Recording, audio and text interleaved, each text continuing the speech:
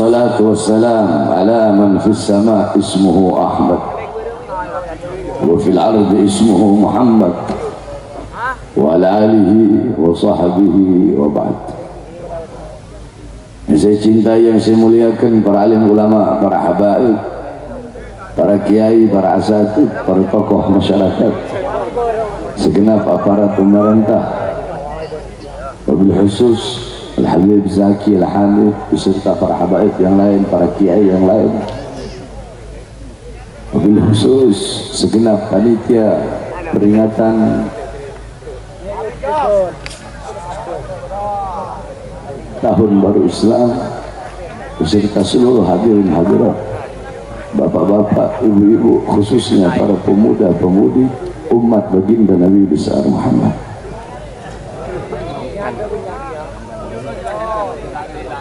Saudara-saudara, sebenarnya tadi saya dari rumah sakit itu tidak diperbolehkan untuk hadir,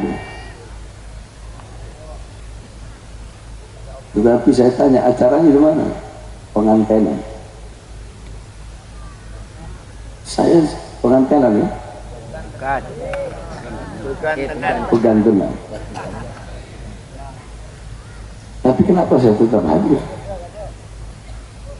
Karena selama 2 hari dari kemarin di sini, itu yang saya lihat, bendera itu tulisannya PHB Peganten. Bendera itu terus yang selalu berkibar, sehingga itulah yang mengetuk hati saya untuk hadir di sini.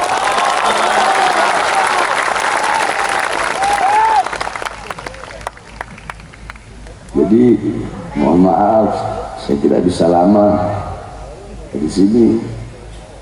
Saya mau langsung balik ke Jakarta, walaupun sedikit, insya Allah bermanfaat. Amin. Hadirin sekalian yang dimuliakan oleh Allah Subhanahu wa Ta'ala, kita semua sering mendengar hadis yang ma'ruf. Ini hadis bahkan anak kecil pun tahu, innamal a'malu binniyat. Ini hadis jikalau dijelaskan secara rinci, maka mungkin penjelasannya 1 tahun nggak bakal habis. Sedikit saja saya jelaskan tentang ini hadis. Innamal a'malu binniyat wa innamal likulli imri'in ma nawa faman kanat hijratuhu ila dunya yusibu faman kanat hijratuhu ila Allah wa rasulih fa hijratuhu ila Allah wa rasulih faman kanat hijratuhu ila dunya yusibuha aw imra'atin yankihuha fa hijratuhu ila ma hajara ilaihi. Rawahu Bukhari Muslim fi kutubihima يعني كتبهما أصح الكتب المصنفة. إنما الأعمال بالنية. Ini hadis asbabul wurud. Asbabul wurud ini hadis, yaitu ketika hijrahnya baginda Nabi besar Muhammad. Kenapa saya bawa ini hadis? Karena ini hadis berkaitan dengan hijrah. Kita di sini merayakan tahun baru Hijriah. Asbabul wurud ini hadis ketika Rasulullah SAW diperintahkan untuk hijrah, diizinkan untuk hijrah. Semua para sahabat Nabi, mereka hijrah niatnya karena Allah, niatnya untuk mengikuti Rasulullah. Tetapi ada satu sahabat yang dimana sahabat ini dia hijrah, dia pergi ikut ke Yathrib bukan niat untuk mengikuti perintah Allah, bukan niat untuk mengikuti Rasulullah, tetapi niat untuk menikahi perempuan.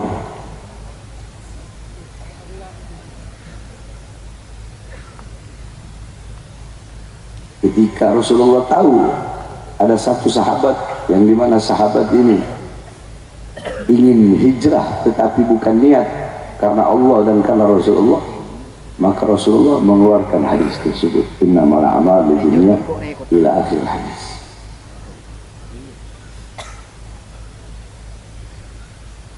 Yakni segala amal perbuatan tergantung pada niat. Allah subhanahu wa ta'ala lebih dulu melihat niat seseorang sebelum melihat amal seseorang. Allah lebih dulu melihat niat seseorang sebelum melihat amal seseorang. Ini senada dan sejalan dengan hadis niatul mu'min khairun min amali. Niat seorang mukmin itu lebih baik, lebih utama daripada amalnya. Jadi Allah lebih dulu lihat kepada niat, baru Allah lihat kepada amal. Contoh, jikalau kita niat berbuat baik, saya nanti malam mau sholat tahajud. Ketika engkau niat, itu engkau mendapatkan pahala, walaupun engkau belum melakukan amalnya. Pahala apa? Pahala niat. Ketika engkau sholat, engkau mendapatkan pahala lagi. Pahala apa? Pahala amal. Ya Allah, saya niat nanti keluar dari rumah, kalau ada duri di jalan mau saya angkat. Kau dapat pahala. Kalau ada duri, kau angkat, kau dapat pahala amal, 2 pahala, 1 pahala niat, 2 pahala amal. Tapi kalau ternyata duri tidak ada, tetap kau mendapatkan pahala. Pahala apa? Pahala niat. Ini pentingnya niat. Yakni Allah melihat niat. Yang Allah lihat itu niatnya, tujuannya. Contoh, Nabi Allah Ibrahim alaihissalam ketika dibakar oleh api Namrud, ada 2 binatang. Yang satu binatang kecil yang fasik yang bernama cicak. Itu cicak, dia meniup, dia tiup itu api dengan tujuan agar itu api lebih besar. Kemudian Nabi Allah Ibrahim terbakar. Itu niat dan tujuan daripada cicak tersebut. Coba kalian pikirkan, apakah mungkin cicak itu dengan tiupan dia mulut sekecil gini bisa menambahkan besarnya api Namrud? Nggak bisa kan? Nggak bisa. Jangankan satu cicak, semua cicak di seluruh dunia dikumpulkan jadi satu untuk meniup agar api itu bertambah besar, tetap api itu tidak akan bertambah besar. Tapi kenapa cicak menjadi binatang yang sunnah hukumnya dibunuh, menjadi binatang yang disebut oleh Rasulullah yaitu binatang kecil yang fasik? Kenapa? Karena niat dan tujuan si cicak tersebut adalah niat buruk, yaitu ingin menambah besarnya api daripada Namrud yang membakar Nabi Allah Ibrahim, walaupun niatnya dia tidak terlaksana. Di sisi lain ada satu binatang, yaitu katak. Ini katak dia loncat ke sungai, dia ambil air dari sungai, dia loncat lagi, dia siram itu api dengan niat dan tujuan ingin memadamkan apinya Namrud dan menyelamatkan Nabi Allah Ibrahim. Ini pekerjaan katak, amalnya ini amal sia-sia. Jangankan satu katak, walaupun seluruh katak di dunia mengambil air untuk memadamkan api Namrud, itu api nggak bakal pak. Tapi Allah tidak lihat amalnya. Allah tidak lihat amalnya dia yang nyiram itu, tapi Allah lihat niat dan tujuannya untuk menyelamatkan Nabi Allah Ibrahim alaihissalam, sehingga katak menjadi binatang yang haram untuk dimakan. Paham? Jadi Allah lebih dulu melihat kepada ini. Iya, maka pasang niat yang baik di dalam melakukan hal apapun, perkara-perkara ibadah, perkara-perkara mubah. Kalau engkau niatkan untuk ibadah, maka engkau mendapatkan pahala di sisi Allah SWT. Apapun itu, makan, kau mau makan, ya Allah saya niat makan agar badan saya kuat untuk beribadah, makan mau dapat pahala. Ya Allah saya niat tidur untuk mengistirahatkan badanku, karena badanku punya hak untuk beristirahat, sehingga aku bangun dalam keadaan segar, aku bisa beribadah kepadamu. Tidurmu dapat pahala. Mandi, ya Allah saya niat mandi biar segar untuk bisa beribadah kepadamu, mandimu dapat pahala. Perkara-perkara mubah yang kau lakukan, kalau kau niatkan dengan niat ibadah, maka engkau mendapatkan pahala di sisi Allah Subhanahu wa Ta'ala. Maka setiap engkau mau keluar rumah, pasang niat yang baik, tujuan yang baik. Al-Habib Ahmad Al-Muhdar radhiyallahu anhu, beliau mendapatkan derajat yang tinggi di sisi Allah. Apakah beliau orang alim? Bukan. Apakah beliau seorang wali? Bukan. Ahli Quran? Bukan. Ahli agama? Bukan. Terus beliau hanyalah seorang pedagang. Tapi kenapa mendapatkan derajat yang tinggi di sisi Allah? Setiap beliau keluar dari rumah mau ke toko, itu beliau punya buku catatan yang penuh dengan niat-niat yang baik. Hari ini saya niat mau sholat sunnah di masjid ini, hari ini saya niat mau sedekah sekian, hari ini saya niat ini, hari ini saya niat ini, saya niat ini. Semua niat yang beliau tulis itu tidak mungkin beliau lakukan semuanya, paling 1, 2, 3 yang beliau lakukan, tetapi beliau mendapatkan pahala dari semua niat yang telah beliau niatkan, walaupun beliau tidak melakukannya. Itu luar biasanya niat. Nah, niat buruk sebaliknya, kalau niat baik engkau belum melakukan amal baik itu, kau mendapatkan pahala. Kalau niat buruk sebaliknya, kamu niat mencuri, kamu belum mendapatkan dosa ketika kamu belum mencuri.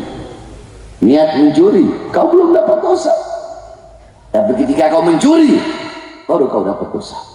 Tapi apabila engkau menggugurkan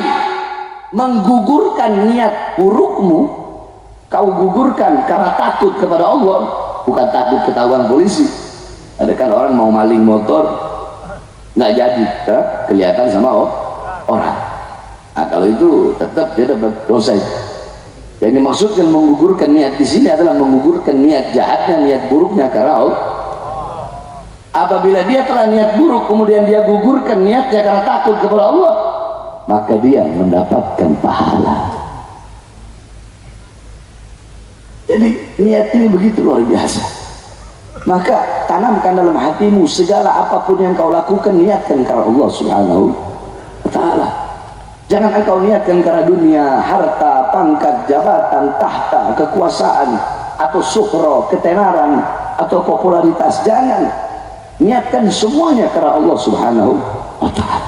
Karena kelak di akhirat, wallahu alimun bidzatis sudur, Allah yang mengetahui hal-hal yang berada di balik dada.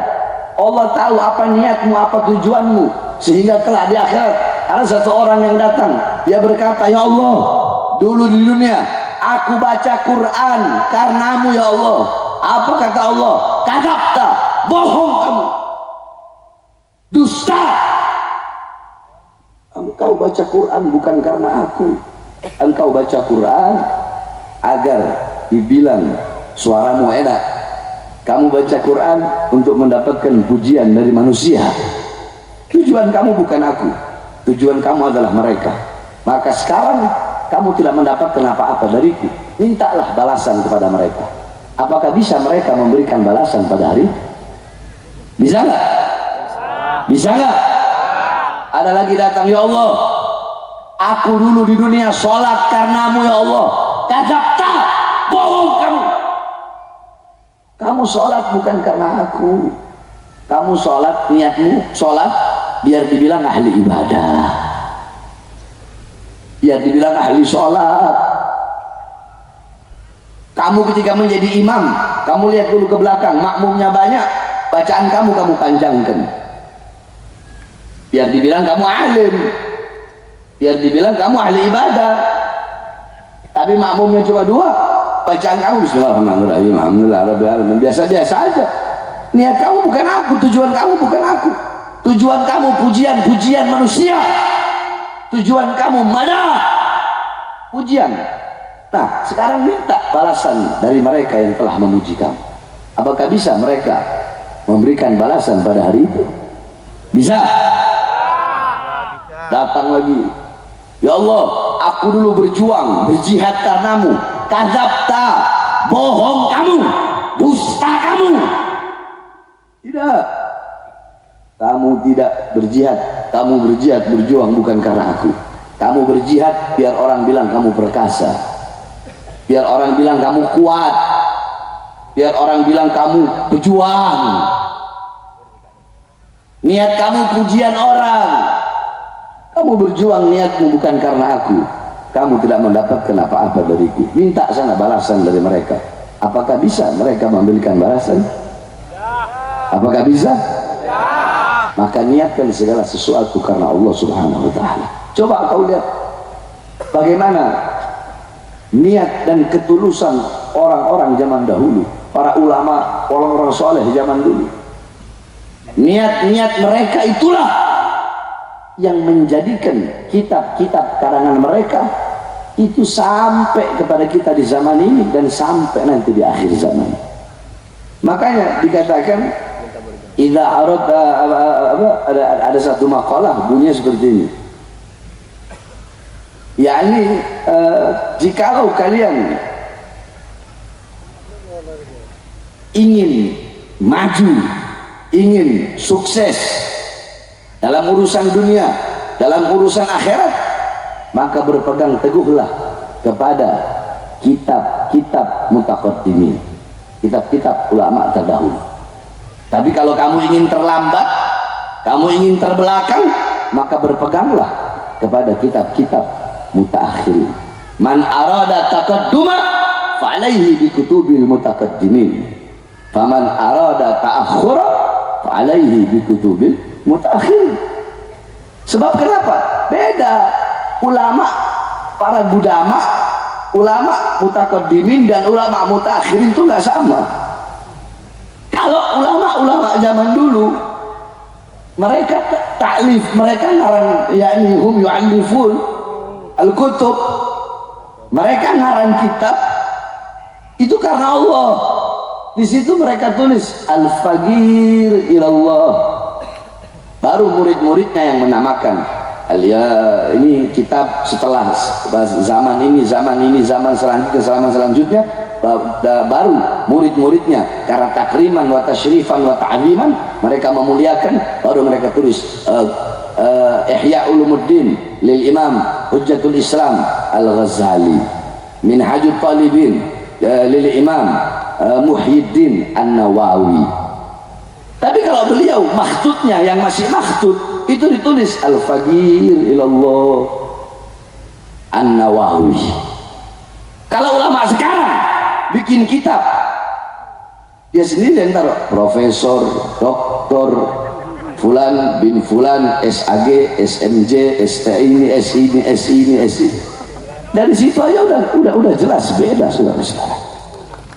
Nah, coba kau lihat bagaimana Al-Imam Ibn Ruslan. Di sini banyak santri pasti tahu kitab Zubat kan? Kitab Zubat karangan Al-Imam Ibn Ruslan. Itu Imam Ibn Ruslan menyelesaikan karangan kitab Zubatnya di atas laut. Setelah beliau selesai ngarang Zubat, beliau lempar ke laut.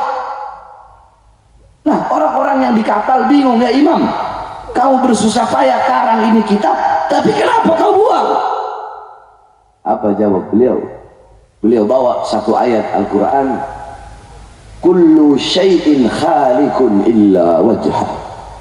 Segala sesuatu apapun akan hancur kecuali Allah. Beliau maksudkan apa? Maksud beliau apa? Segala sesuatu yang diniatkan, yang ditujukan, yang dimaksudkan bukan karena Allah pasti akan hancur. Tapi sesuatu yang diniatkan karena Allah tidak akan pernah hancur. Kalau aku bikin kitab ini niatku karena Allah, walaupun aku lempar di laut, maka kitab itu tidak akan binasa. Tapi kalau aku bikin kitab ini niatku pujian manusia, atau biar dibilang aku faqih, atau biar dibilang aku orang pintar, maka kitab ini akan hancur dan binasa. Akhirnya apa? Kitab tersebut tidak hancur walaupun di tengah laut. Kitab tersebut terus terombang-ambing sampai ke daratan, diambil oleh seorang ulama, terus disebarkan sampai seluruh dunia, sampai di Indonesia. Tidak ada pondok pesantren yang tidak belajar kitab Zubat. Kenapa bisa abadi? Karena niatnya, karena Allah Ta'ala. Jurumiyah yang dikarang oleh Imam Sonhaji. Jurumiyah itu dari kata jurmiyah. Jur, mengalirlah, miyah. Jadi waktu itu Imam Sonhaji selesai ngarang kitab, beliau pegang gini kitabnya, beliau bilang jurmiyah, mengalirlah wahai kitabku di air. Beliau buang. Sama seperti tadi, kalau aku karang ini kitab karena Allah, gak bakal hancur. Kalau aku karang ini kitab untuk pujian manusia, maka ini kitab bakal hancur. Itulah bedanya orang-orang terdahulu dan kita orang-orang zaman sekarang. Kalau kita niatnya suhroh, niatnya ketenaran, niatnya popularitas, niatnya pengen dikenal orang, niatnya pengen dipuji-puji orang, niatnya pengen dimuliakan oleh orang-orang, itu kita. Oleh karenanya saudara-saudaraku sekalian, niatkan mulai sekarang apapun yang engkau lakukan, niatkan dengan segala sesuatu yang baik, apapun itu. Ini hadis tentang hijrah. Faman kanat hijratuhu ilallah wa rasulih, fa hijratuhu ilallah wa rasulih. Barang siapa yang hijrahnya kepada Allah dan Rasul, maka hijrahnya kepada Allah dan Rasul. Maksudnya apa? Allah dan Rasul yang memberikan balasan. Nah, ini penting. Ini jarang ada orang tahu.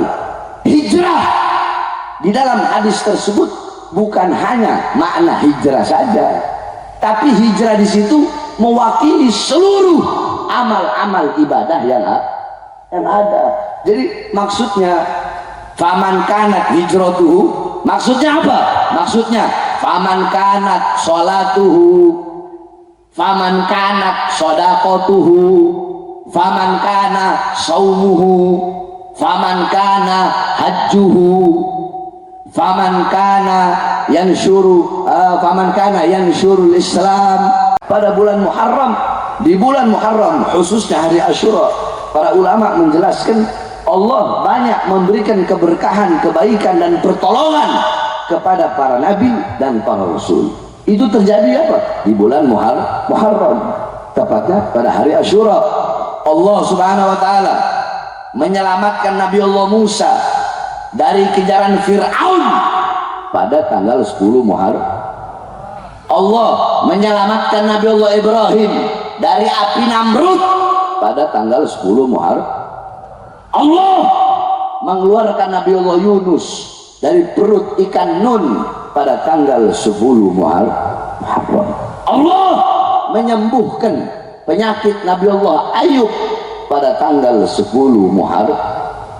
Allah memberikan kemenangan kepada Imam Husain radhiyallahu anhu pada tanggal 10 Muharram. Loh, kok Habib bilang Allah memberikan kemenangan?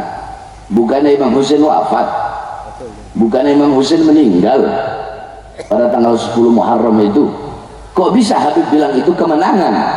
Ya, hari itu bukanlah yaumul hazan, bukanlah hari kesedihan bagi Imam Husain, tapi hari itu mungkin itu kesedihan bagi golongan-golongan Syiah, tetapi bagi Imam Husain itu adalah yaumul falah, hari kemenangan, hari yang beliau damba-dambakan, hari yang beliau iming-imingkan. Kenapa? Karena pada hari itu beliau bisa berjumpa dengan ayahnya Imam Ali bin Abi Thalib, berjumpa dengan ibunya Habibah Fatimah Zahra, dan berjumpa dengan datuknya baginda Nabi besar Muhammad. Wafatnya beliau pada tanggal 10 Muharram. Saya melihat keadaan sekarang di Indonesia itu sama percis seperti keadaan yang dialami oleh Imam Husain beserta keluarga dan anak cucunya.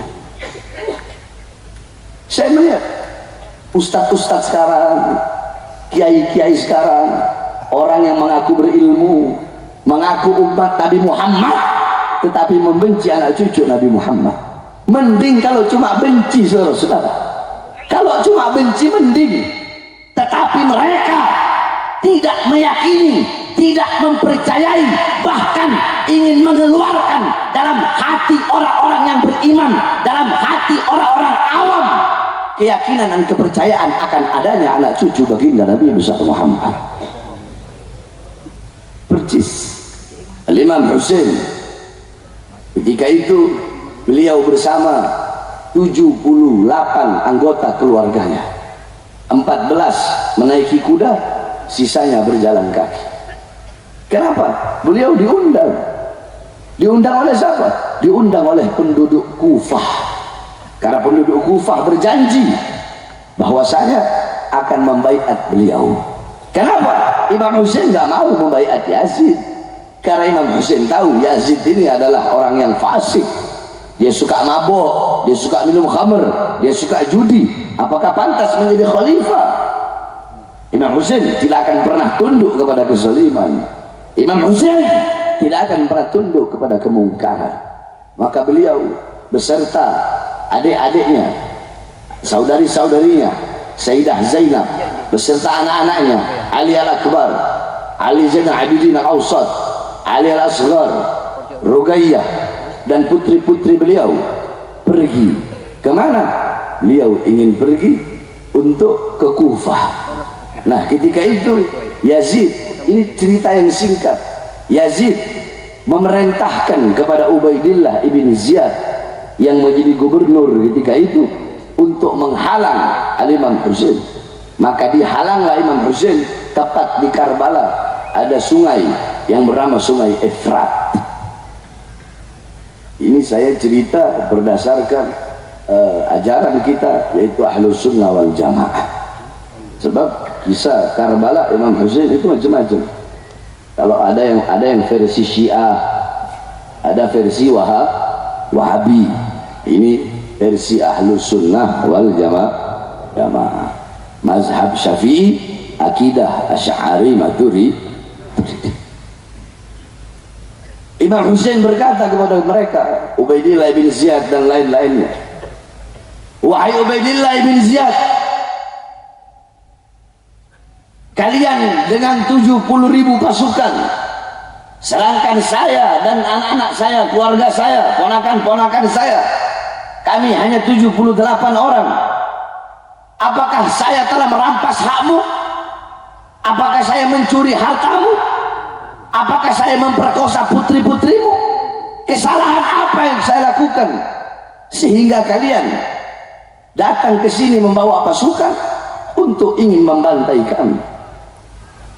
Apalagi kalau bukan syaukah, apalagi kalau bukan mal wariyasah, demi harta, demi pangkat, demi jabatan. Mereka tahu, bukan nggak tahu. Mereka tahu Imam Husain cucu Nabi. Hubbuka syai' yu'mi wa yusimmu. Kecintaanmu kepada sesuatu membuat engkau buta dan tuli, sehingga kau tidak tahu mana benar, mana salah, mana kanan, mana kiri, mana lurus, mana belakang.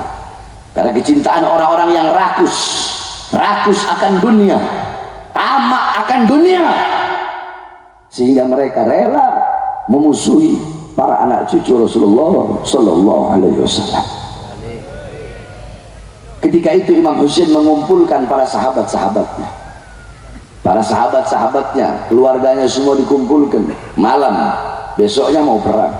Malamnya beliau berkata, pergilah kalian, biar aku yang menghadapi mereka. Ini bukan peperangan kalian, ini adalah peperanganku. Pergi. Siapa yang ingin pergi, pergi. Aku tidak akan pernah memaksa kalian ikut berperang denganku.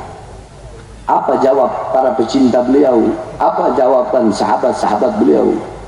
Ya Imam, bagaimana mungkin kami akan meninggalkan seorang lelaki yang bibirnya pernah dicium oleh Nabi kami, baginda Nabi besar Muhammad.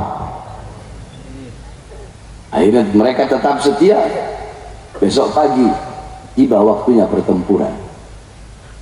Maju Ali Al-Akbar, anak Imam Husain, maju melawan berapa ratus gerombolan-gerombolan kaum Nawasib, gerombolan-gerombolan para pembenci anak cucu Rasulullah sallallahu alaihi wasallam dibantai oleh beliau dengan pedangnya sampai beliau gugur di medan perang. Terus anak-anak Imam Hasan, Hasan Al-Akbar maju, semua ahlul bait Rasulullah, lelaki-lelakinya semua maju, tidak ada yang enggak kecuali satu. Siapa? Imam Ali Zainal Abidin, karena beliau dalam keadaan sakit. Itu pun beliau mengambil pedangnya, kemudian dicegah oleh dirinya Sayyidah Zainab. Ya Ali, janganlah engkau ikut perang. Kalau engkau ikut perang kemudian engkau mati, maka tidak ada lagi yang tersisa daripada keluarga dan anak cucu Rasulullah sallallahu alaihi wasallam. Ketika itu Al-Imam Husain beserta keluarganya, beserta putri-putrinya 3 hari 3 malam dalam keadaan kehausan. Kenapa? Karena sungai Efrat itu ditutup oleh pasukan Ubaidillah ibn Ziyad. Imam Husain memiliki seorang anak bayi yang bernama Ali Al-Asghar. Beliau bawa bayi tersebut. Beliau memakai pakaian putih dengan sorban hijau, bendera hijau. Beliau bawa bayi beliau dan beliau berkata, "Ya Ubaidillah ibn Ziyad,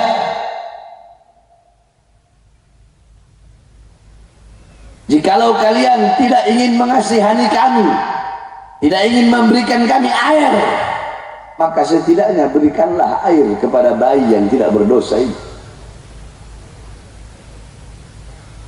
Bukan air yang datang, saudara-saudara, tetapi anak panah bermata dua yang mengenai leher bayi anak daripada Imam Husain radhiyallahu anhu, sehingga anaknya wafat dan meninggal pada saat itu juga. Ketika beliau lihat anaknya wafat,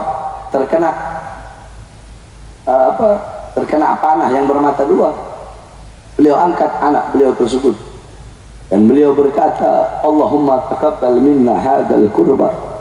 Ya Allah, terimalah dari kami pengorbanan kami ini, ya Allah. Ya Allah, jangan biarkan orang yang membunuh bayiku, anakku yang dalam keadaan haus ini, jangan biarkan dia mati kecuali dalam keadaan kehausan, ya Allah. Tiba-tiba sang pemanah, sang pembunuh Ali Al-Asghar, dia haus, dia pergi ke sungai Efrat, dia minum, hausnya nggak hilang-hilang, terus dia minum sampai perutnya buncit, terus dia minum, terus sampai pecah perutnya dan mati saat itu juga, saudara-saudara. Satu persatu maju, satu persatu maju, satu persatu syahid, satu persatu dengan gagah berani. Bayangkan 78-79 orang melawan puluhan ribu. Lihat bagaimana keberanian para anak cucu Rasulullah sallallahu alaihi wasallam.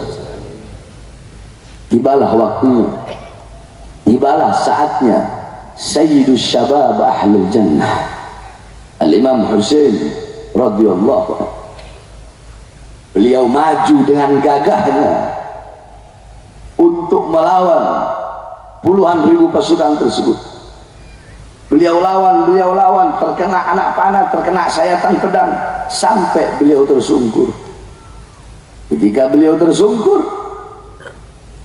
tidak ada satupun dari pasukan Ubaidillah ibn Ziyad yang berani untuk membunuh beliau. Kenapa? Karena mereka tahu ini cucunya Nabi Muhammad. Mereka tahu, bukan enggak, karena mereka Islam, mereka sholat. Nabi mereka Nabi Muhammad, dan ini cucunya. Siapa yang berani mau bunuh? Tiba-tiba Ubaidillah bin Ziyad berkata kepada seorang yang paling durjana, yaitu Shimir bin Jaushan, "Wahai Shimir, apa yang kau tunggu? Cepat, Husain telah jatuh, Husain telah lengah. akan aku penuhi kantong-kantong jubahmu dengan emas dan permata. Cepat, tunggu apa lagi? Bantai dia, habisi dia, matikan dia.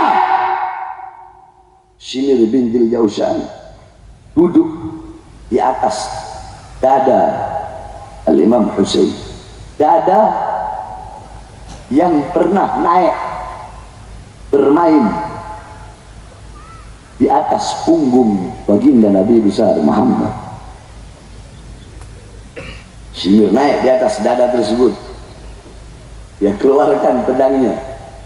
Ketika dia mengeluarkan pedangnya, Imam Husain tertawa, saudara. Shimir berkata, "Ya Husain, apakah kau meledekku? Apakah kau menghinaku? Kenapa kau tertawa? Sungguh benar apa yang dikatakan oleh kakekku. Sungguh benar, sadaqah jaddi. Sungguh benar apa yang telah dikatakan oleh kakekku.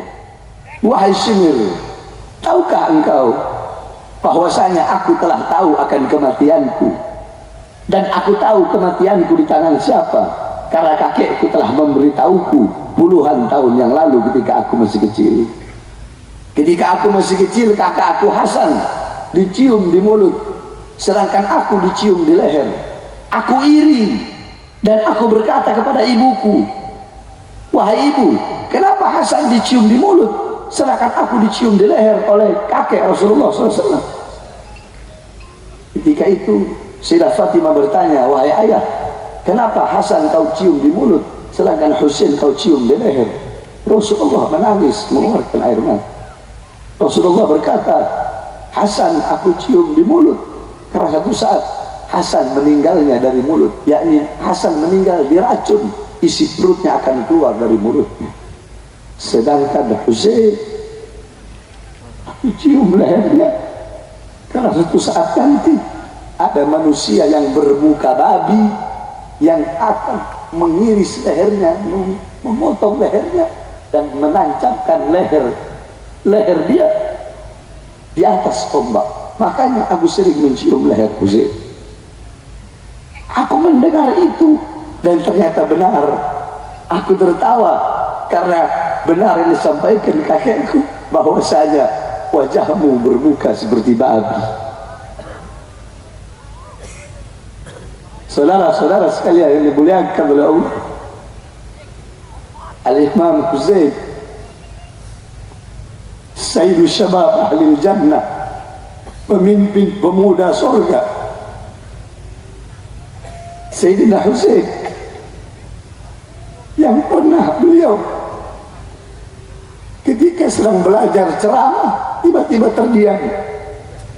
Ibunya berkata, ya Husain, kenapa kamu diam? Bagaimana aku bisa berceramah wahai ibu, sedangkan di balik tirai itu ada kakek Rasulullah yang sedang mengintip. Bibirnya dicium oleh Rasul, lehernya dicium oleh Rasul. Shimir mengambil pedangnya, ditaruh di lehernya. Dia potong seperti memotong binatang. Terlepas kepala dari jasad. Dia pegang kepala Imam Husain, ditancapkan di atas tombak dengan bangganya dan berkata, Husain telah tiada, Husain telah wafat. Kuda Imam Husain, seekor kuda yang berwarna putih, datang. Putri-putri Imam Husain yang berada di tenda-tenda kecil, mereka berharap kuda itu datang membawa ayahnya yang masih hidup. Ternyata kuda itu datang sendiri bersimbah darah. Putri Imam Husain, Ruqayyah, dia usap kuda itu dan berkata, Aina Husain, wa kaifa taraktal Husain? Di mana Husainku? Di mana Husainku? Kenapa kau tinggalkan Husainku? sampai di situ. Tidak. Mereka datang, mereka bakar tenda-tenda, wajah-wajah suci, wajah-wajah yang tidak pernah sepi dari cahaya Allah, wajah-wajah mulia para anak cucu perempuan Rasulullah. Wajah-wajah tersebut dilempari dengan apa? Dengan api. Dilempari dengan apa? Dilempari dengan rantai. Tangan-tangan indah yang mengalir darah Rasulullah ditawan, saudara-saudara. Sayyidah Zainab, Ruqayyah, Imam Ali Zainal Abidin, Muhammad Al-Baqir yang ketika itu masih kecil, semuanya mereka dirantai, digiring, diarak bagaikan hewan. Kenapa? Karena Yazid ingin memberitahu kepada umat, ini loh, cucu Nabi aja ngelawan saya bantai, apalagi cuma kalian. Sama seperti sekarang, ini loh, cucu Nabi yang kalian bilang Habib-Habib itu kami penjarakan, apalagi cuma kalian. Imam Hussein hari itu bukan hari kesedihan, tetapi hari itu adalah hari kemenangan bagi Imam Hussein. Makanya di bulan Muharram Allah memberikan kemenangan, banyak pertolongan. Jangan kita sia-siakan waktu yang telah Allah berikan. Ini waktu yang mulia, kita Allah kasih sampaikan di tahun yang baru ini. Saudara-saudara, di dunia ini semua kalian bisa cari. Kalian mau apa? Mau emas segunung? Bisa. Kalian mau apa? Mau jadi presiden? Bisa. Kalian mau apa? Mau jadi orang kaya raya? Bisa. Apapun bisa. Kalian bisa beli apapun di dunia ini. Tapi ada satu hal, satu perkara yang tidak bisa kalian beli. Apa itu? Waktu. Apa itu? Umur. Saya tanya, di Indomaret jual umur? Jual umur? Atau ada toko di sini jual waktu 1 jam, 10.000. Di sini jual umur. Apakah bisa bapak ibumu memberikan umurnya 1 menit kepadamu? Tidak bisa. Apakah bisa anak istrimu memberikan waktunya 1 menit kepadamu? Makanya kata Imam Ghazali, kullu nafasin min anfasik kal jauhar la tugawwam bil ghimar. Setiap nafas yang keluar dari nafasmu, dari dirimu, itu adalah permata yang tidak ada nilainya. Permata yang tidak ada nilainya. Yang paling mahal di dunia ini adalah waktu.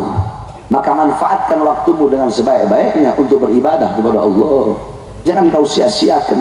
Bagaimana para ulama-ulama zaman dulu? Bagaimana beliau-beliau? Ulama-ulama zaman dulu bagaimana beliau-beliau memanfaatkan waktu? Sayangnya sama waktu.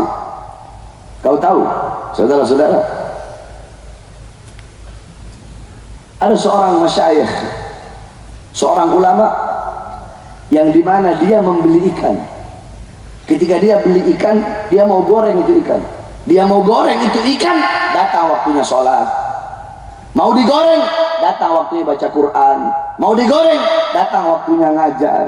Mau digoreng, datang waktunya murajaah, muqalaah. Mau digoreng, datang waktunya sholat malam, tahajud.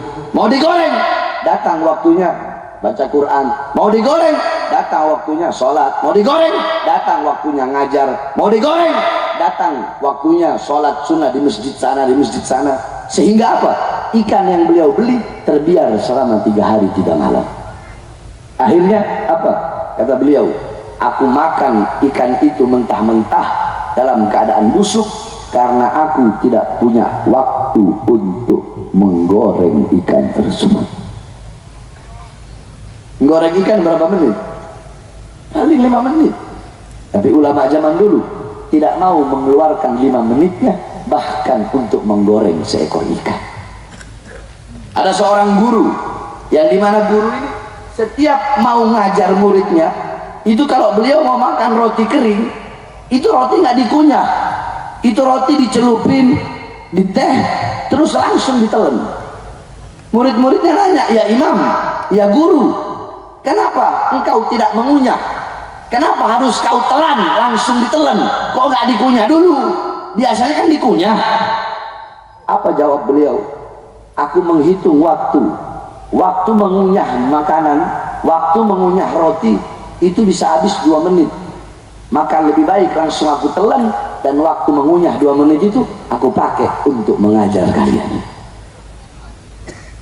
Kami dulu di pondok punya guru, Allah yarham, Ustaz Husain bin Shalih Al-Muhdar, sama Ustaz Muhammad bin Idrus Al-Haddad Malang. Ini beliau berdua kalau mau ngajar itu dari depan pintu mau masuk, kita santri kan udah duduk dulu nunggu. Nah, beliau mau masuk, dari awal pintu masuk itu, ayo aulad iqra'u doa. Jadi dari awal pintu masuk situ, kita orang di sini. Jadi waktu beliau berjalan dari pintu masuk ke sini, duduk di pintu masuk. Kenapa beliau baca doa sebelum belajar? Dia harus dimulai dari pintu, agar waktu berjalan dari depan pintu ke tempat beliau duduk mengajar tidak terbuang sia-sia. Saya Bahar bin Smith, nih para kiai-kiai, para ustadz yang ada di sini, kalian para jamaah, berapa detik, berapa menit, berapa jam, berapa hari, berapa bulan, berapa tahun waktu yang telah kalian sia-siakan untuk hal-hal yang tidak bermanfaat? Pikir. Makanya manfaatkan waktu. Yang terakhir, perhatikan baik-baik. Ightanim khamsan qabla khamsin, syababaka qabla haramika, ghinaka qabla faghrika. Manfaatkanlah 5 perkara sebelum datang 5 perkara. Syababaka qabla haramaka, manfaatkan masa mudamu sebelum datang masa tua. Wa ghinaka qabla faghrika, masa kaya manfaatkan sebelum datang masa miskin. Wa faraghaka qabla syughlika, masa luang sebelum datang masa sibukmu. Wa sihhataka qabla sagamika, mumpung kau masih sehat, luangkan, manfaatkan kesehatan itu sebelum datang masa sakit. Wa hayataka qabla mautika, dan manfaatkan masa hidupmu sebelum datang masa kematian. Dan orang-orang tidak akan tahu nilainya, tidak akan tahu harganya, tidak akan tahu mahalnya 5 perkara tadi sebelum datang 5 perkara yang datang. Jadi orang yang masih muda, dia nggak tahu nilainya muda kalau dia masih muda. Nanti kalau dia udah tua, baru dia tahu begitu bernilainya masa muda. Ayo di sini yang tua, nyesel nggak kenapa dulu masih muda nggak mondok? Ada nggak yang udah tua punya pikiran nyesel kenapa dulu saya nggak mondok? Ada nggak? Ada nggak? Nyeselnya kapan? Pas udah tua. Oh ya udahlah, kalau saya nggak bisa jadi santri, nggak bisa jadi ulama, setidaknya udah tua begini, ya saya jadi penjaga ulama sajalah, jadi sakera saja. Nyeselnya nanti, ya sama kayak begini. Yang tahu nilainya mata apakah orang yang melihat? Bukan. Yang tahu nilainya mata adalah orang-orang yang buta. Ente sekarang kan melihat, ente nggak tahu nilainya mata, ente nggak tahu harganya mata. Nanti kalau ente udah buta, baru ente tahu, baru ente bisa rasakan begitu bernilai dan berharganya mata tersebut. Tidak ada yang tahu nilainya telinga kecuali orang-orang yang, tidak ada yang tahu nilainya lidah kecuali orang-orang yang bisu. Tidak ada yang tahu nilainya kaki kecuali orang-orang yang pincang. Sama seperti begini, ente lagi tidur, kemudian mimpi, sadarnya pas kapan? Pas bangun baru sadar kalau ente sedang bermimpi, kalau ente telah bermimpi. Apakah ente sadar ketika ente tidur? Apakah ente sadar ente sedang bermimpi? Enggak kan? Sadarnya pas sudah oh iya tadi mimpi. Nah begitupun 5 perkara sebelum 5 perkara tersebut. Paham? Paham? Saya tanya, siap manfaatkan waktu? Siap manfaatkan waktu? Saudara-saudara, kullu hayyin mayyit, kullu nafsin dha'iqatul maut, kullu man 'alaiha fan, kullu syai'in halikun ila wajhah. Saya mati, kamu mati, kita semua ini pasti mati. Dan kematian datang tanpa pemberitahuan. Tidak ada yang bisa jamin 1 menit dari sini saya masih hidup atau kalian masih hidup. Tidak ada yang bisa jamin, karena kematian datang tanpa pemberitahuan. Waktu yang telah berlalu bukan milik kita, waktu yang akan datang juga bukan milik kita. Terus Beb, waktu milik kita kapan? Sekarang ini waktu milik kita. Maka jangan menunda-nunda dalam berbuat baik. Mau sholat, ntar aja besok. Mau jadi santri, ntar aja besok. Mau tobat, ntar aja besok. Mau pakai jilbab, ntar aja besok. Tarsok. Emang ada yang bisa jamin besok kamu masih hidup? Ada yang bisa jamin? Maka jangan menunda-nunda dalam berbuat baik. Jangan menunda-nunda dalam bertaubat. Kenapa? Karena kematian itu datang tanpa pemberitahuan. Paham? Nah, makanya manfaatkan kita punya waktu. Ya, manfaatkan waktu kita dengan baik, dengan ibadah. Hijrah dari kebodohan menuju kepintaran. Hijrah dari kehinaan menuju kemuliaan. Hijrah dari maksiat menuju taat. Hijrah untuk menjadi orang yang lebih baik daripada sebelumnya. Paham? Paham ya? Saya tanya semuanya, siap hijrah? Siap hijrah? Siap hijrah? Siap hijrah?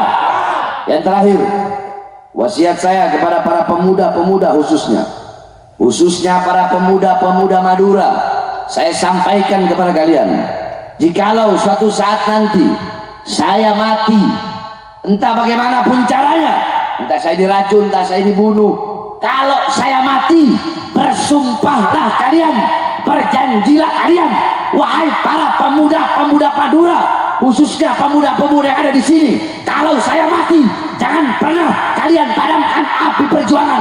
Kalau saya mati, terus bakar api-api perjuangan yang selama ini telah saya jalankan bersama-sama. Allahu Akbar, Allahu Akbar. Siap teruskan perjuangan, siap lanjutkan perjuangan, siap lawan kezaliman, siap lawan kemungkaran, siap lawan kesesatan, siap lawan pemerintah yang zalim, siap lawan pejabat zalim, siap lawan pengkhianat bangsa. Allahu Akbar, Allahu Akbar, Allahu Akbar. Mau lanjut apa terus? Nggak kasih nama saya. Tidak, terakhir. Saya mau nanya, jawab ya. Orang pengantenan, ya udah sama aja sih, biarin aja sih ya. Ya protes gitu. Pengantenan padu bang.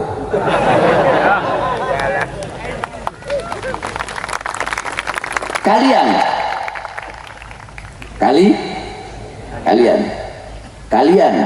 bapak kalian, kakek kalian, nenek kalian, kakeknya bapak kalian, kakeknya kakek kalian, biasanya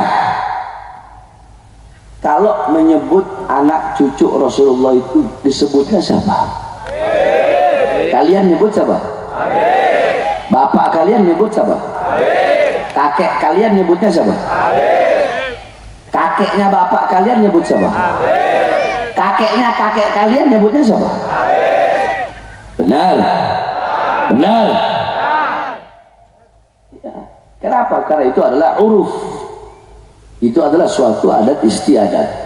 Iya kan? Di setiap daerah kan orang punya adat istiadat masing-masing. Di Pontianak mereka nggak tahu Habib dulu, mereka taunya Syarif,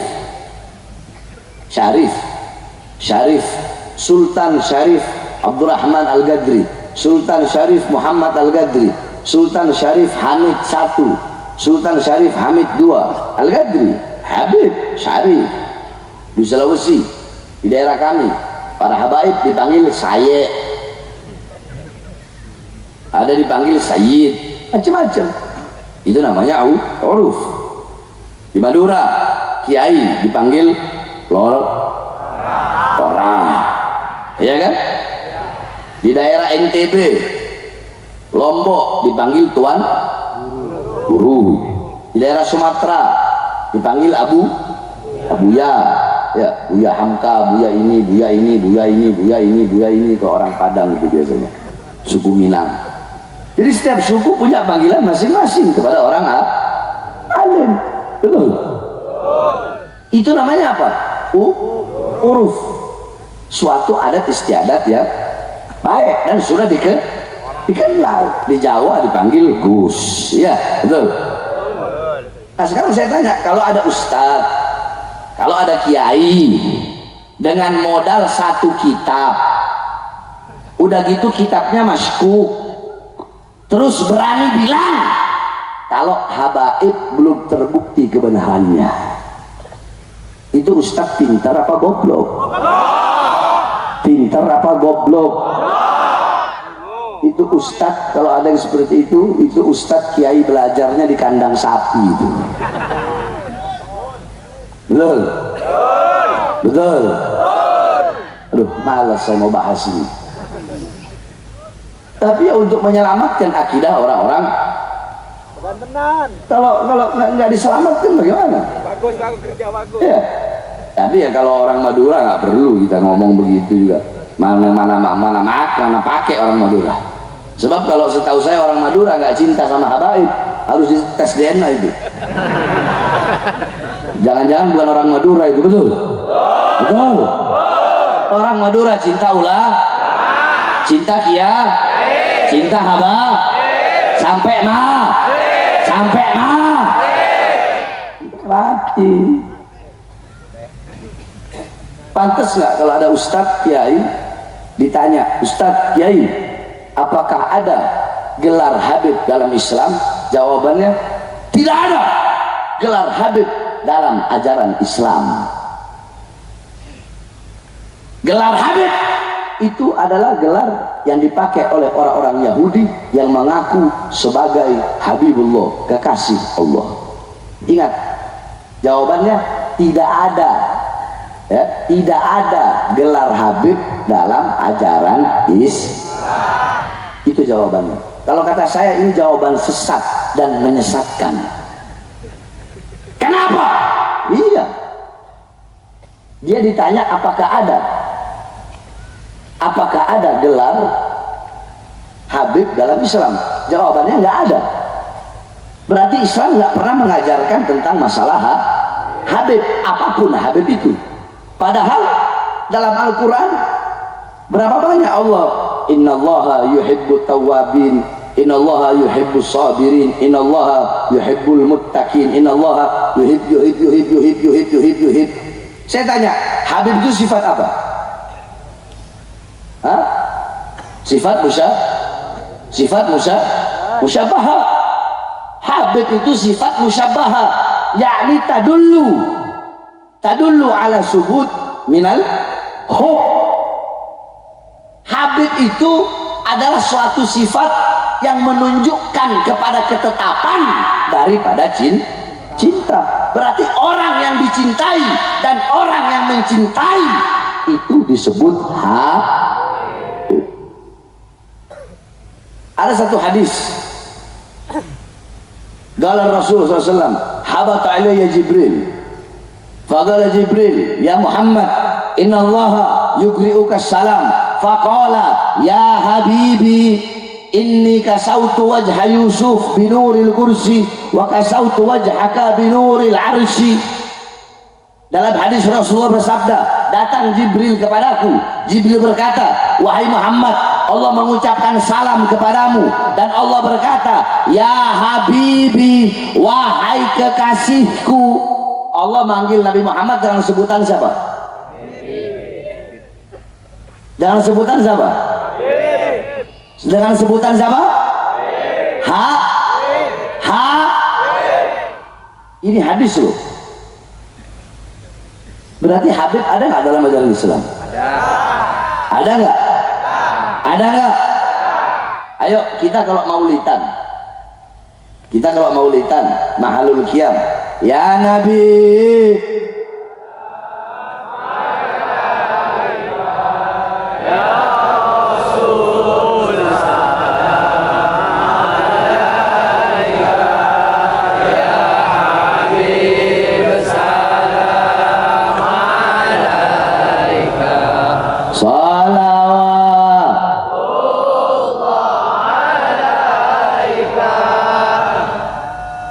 pakai ya Habib nggak? Setiap nabi punya gelar masing-masing. Nabi Daud gelarnya apa? Mizmarullah. Nabi Musa gelarnya apa? Kalimu. Nabi Ibrahim gelarnya apa? Khalilul. Nabi Isa gelarnya apa? Ruhul. Nabi Muhammad gelarnya apa? Habibul. Berarti si Imad ya, kepet satu ini yang bilang Habib tidak ada dalam ajaran Islam. Imad, jangan sampai kau punya lidah kotor berani menyebut Nabi Muhammad dengan sebutan Habibullah. Jangan, nggak boleh. Kenapa? Karena kau bilang tidak ada gelar Habib dalam ajaran Islam. Makanya kalau ngaji itu yang benar, jangan di kandang sapi. Betul? Kalian juga harusnya hijrah dari bodoh menuju biar nggak bisa dibodoh-bodoh. Biar nggak bisa dibodoh-bodohin. Kalau saya mau bahas ini panjang, saudara-saudara. Mudah-mudahan Allah kasih hidayah. Amin. Mungkin pengen jadi Habib kali dia. Karena saya tahu betul, dulu dia itu FPI, si Imad, dulu FPI dulu. Sama habaib cium tangan bolak-balik. Dulu kita harus cinta kepada habaib. Mereka ahlul bait Nabi, mereka dzurriyyah Nabi, mereka golongan-golongan yang dimuliakan oleh Allah. Begitu pindah, mungkin uangnya banyak di situ, pangkat jabatannya tinggi di situ. Udah gitu mau jadi bupati, nggak direstui sama pimpinan FPI ketika itu.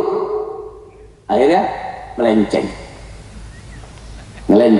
ngambil jalan pintas.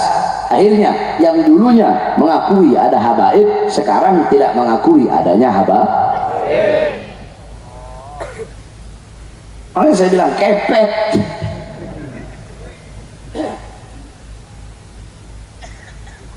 Yang ikut dia lebih kepet lagi, saudara-saudara. Betul. Kiai Hasyim Asy'ari, coba lihat Kiai Hasyim Asy'ari. Ente kan NU, ente kan tahu NU punya qonun asasi. Masa sekelas Kiai Hasyim Asy'ari meletakkan syair Al-Habib Abdullah bin Ahmad As-Segaf di dalam qonun asasinya, qonun asasi NU, terus mengaku kami ini apa? Penerus, kayak penerus itu kalau di NU biasanya kan disebut gitu. Apa namanya? Generasi muda NU ya. Kami generasi muda NU, jangan ngaku NU kalau tidak mengikuti NU-nya Kiai Haji Hasyim Asy'ari. Betul? NU-nya Kiai Hasyim Asy'ari adalah NU yang cinta kepada habaib. Betul. NU-nya Kiai As'ad, NU-nya Kiai Samsul Arifin, NU-nya Kiai Khalil Bangkalan, NU-nya Mbah Mangli, NU-nya Kiai Haji Abdul Hamid Pasuruan, NU-nya para kiai-kiai terdahulu adalah NU yang sangat-sangat cinta kepada para habaib. Lah ini baru kemarin sore bikin tesis ilmiah kok landasannya cuma satu marojiknya. Marojik jangan cuma satu, bikin 100 gitu marojiknya. Paham? Jadi saya tanya, masyarakat sini kena racunnya nggak? Kena racunnya nggak? Kena racunnya nggak? Berarti cinta sama habaib. Cinta sama habaib. Percaya sama habaib. Benar. Tapi kata dia habaib nggak ada. Hah? Nggak ada habaib. Kalian tahu, andaikan habib itu bisa dikasih nih, ambil bismillah saya ini, ambil makan tuh bismillah. Andaikan bisa, dipikirnya enak kali jadi habib. Emang kita yang mau jadi habib? Emang kita yang mau? Sekarang saya tanya, apakah yang menjadikan seseorang habib itu ilmu? Orang berilmu terus bisa dipanggil habib? Apakah harta? Apakah wajah yang tampan? Apakah hidung yang mancung? Terus apa? Nasab, garis keturunan. Bid'atur Rasul, darah daging Rasulullah. Yang dimana sepakat Al-Imam Ghazali, Al-Imam An-Nawawi, Asy-Syabil Hasan As-Sindri, Al-Imam As-Suyuti, dan para imam-imam yang lain, la uadiluhu syai', tidak ada sesuatu apapun yang bisa mengungguli darah daging Rasulullah SAW. Imat kalau pengen jadi habib bilang mat. Betul. Susah kalau orang hasut, iri, dengki itu susah. Karena apa? Saya Imat kan tinggal di Tangerang. Nah, saya kalau ceramah di Tangerang satu malam itu biasanya 10 tempat, 11 tempat. Itu satu tempat yang hadir puluhan ribu orang. Imat kalau ceramah yang hadir paling 100 orang. Makanya hasut, iri, dengki. Padahal kita nggak ada begitu-begitu. Ayo, saya tanya sama kalian. Saya pernah nggak menyerang organisasi tertentu? Saya pernah nggak menghina agama lain? Pernah dengar saya hina agama Kristen? Pernah? Agama Buddha, agama Hindu, pernah? Enggak. Yang saya hina, yang saya caci, yang saya maki, yang saya perangi, yang saya lawan kezaliman, kemungkaran, kesesatan, ketidakadilan, dari manapun datangnya, mau dari pejabat, mau dari ulama, mau dari ustadz, mau dari kiai, ataupun dari para habaib. Oh, ente belum lihat sih anak kalau nyecer para habaib. Oh, habis. Ente lihat video anak nyecer kiai doang. Coba sekali-kali lihat video kalau anak lagi nyecer habaib. Ini habaib semua nih. Anak berdiri begini, anak nyecer begini. Tahu? Ajladukum minas salihin. Ajladukum minas salihin. Wa antum minal fajirin. Wa antum minal fajirin. Wal mujrimin. Wal kadibin. Wal munafikin. Wal mudabdabin. Ente punya datuk, ente punya kakek wali, ente punya datuk orang soleh, sedangkan ente fajir, ente rusak, ente ahli maksiat. Ajdadukum minal ulama wa antum minal juhala. Ente punya kakek ulama, ente nya bodoh, ente yang nggak mau belajar. Ajdadukum minal aulia, ulama wa anta minal juhala. Ajdadukum minal ru'asa, ajdadukum minas salatin wa anta minas syayatin. Ente punya kakek sultan, ente punya kakek orang soleh, ente syaitan. Wa tafakhar bi ansab bi ajdadina wa natafakhar bi ajdadina. Terus kita mau banggakan, mau bangga-banggaan dengan datuk-datuknya kita orang, sedangkan kita tidak bisa mengikuti jalan datuk-datuk kita orang. Pernah lihat enggak video anak ngomong begitu? Oh, makanya kan kita bersyukur Panji Gumilang ditangkap, Panji Gumilang ditahan, betul? Kenapa? Kalau sampai nggak ditangkap, sampai nggak ditahan, saya kan udah ngomong waktu itu di depan Menko Polhukam. Saya bilang apa? Kalau sampai Panji Gumilang yang sesat menyesatkan tidak ditangkap, tidak ditahan, tidak diproses hukum, demi Allah, saya Bahar bin Smith akan saya ajak umat Islam Jawa Barat, Banten dan Jakarta datang ke Indramayu dan akan kami ratakan Az-Zaitun. Alhamdulillah, akhirnya dia pun ditahan. Alhamdulillah. Mudah-mudahan Allah jaga negeri kita dari segala kesesatan. Allah jadikan negeri kita baldatun thayyibatun wa rabbun ghafur. Amin amin ya rabbal. Terakhir, sebelum saya tutup, saudara-saudara sekalian yang muliakan oleh Allah, pondok pesantren kami itu sedang bikin pembangunan, dan saya haram jada terima bantuan dari pemerintah. Haram jada. Makanya saya harapkan pada malam hari ini saudara-saudara yang hadir bisa mengeluarkan hartanya di jalan Allah. Saya tanya, siap keluarkan harta? Ya. Siap keluarkan harta? Ya. Siap keluarkan harta? Ya. Sama-sama sambil kita bersalawat kepada Rasulullah SAW. Salatullah Rasulillah. Jangan berdiri. Lanjut.